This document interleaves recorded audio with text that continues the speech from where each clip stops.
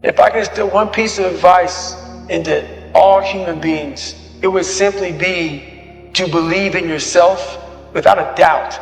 Believe in yourself, and don't rely on anybody to believe in you. Don't rely on anybody to push you or make you better. Believe in yourself and only yourself, and allow that human being to make you a better person. I love me. So the day that you decide to stop loving me, I'm not gonna love myself any less. I believe in me. If you stop believing in me, I'm not gonna believe in myself any less. If you believe that I'm irrelevant, that no one is checking for me, and that I don't mean anything to the world, because you think or believe that about me, it doesn't mean that I'm gonna believe it about myself. I realize that when I am in crisis, when I have quote unquote fucked up, my response is, you fucking idiot. You know, how could you? Of course, what did you expect? If I spoke to my friends like I used to speak to myself, I would have no friends. So what I started to pay attention to was how I spoke to myself out loud and in my head. And in your head is a much more difficult conversation, but you can, I think, I judge, control the words that come out of your mouth.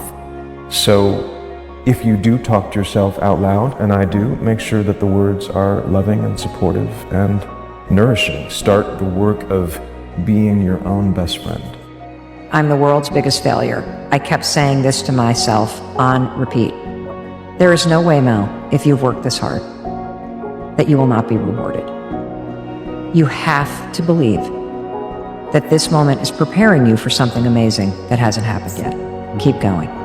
You have to believe that this moment is preparing you for something amazing that hasn't happened yet. Keep going.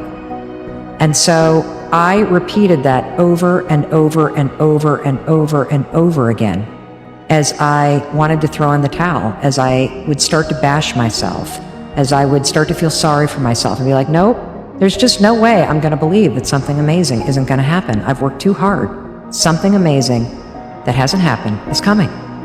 And when you get yourself into that mindset, it creates a sense of resilience and momentum and resolve that you need in order to keep going when the shit hits the fan, or when you feel disappointed, or when life is beating you down. Don't speak negatively about yourself, even as a joke. Your body doesn't know the difference. Words are energy and they cast spells. That's why it's called spelling. Change the way you speak about yourself and you can change your life.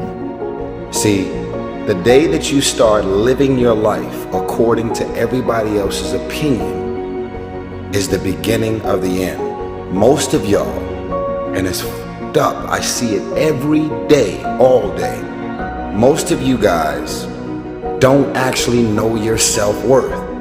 You don't know your self-value. So you're like a vulnerable little child and you're shaking. And it's like, everybody loves me this week, so I love me this week. Next week, it drops.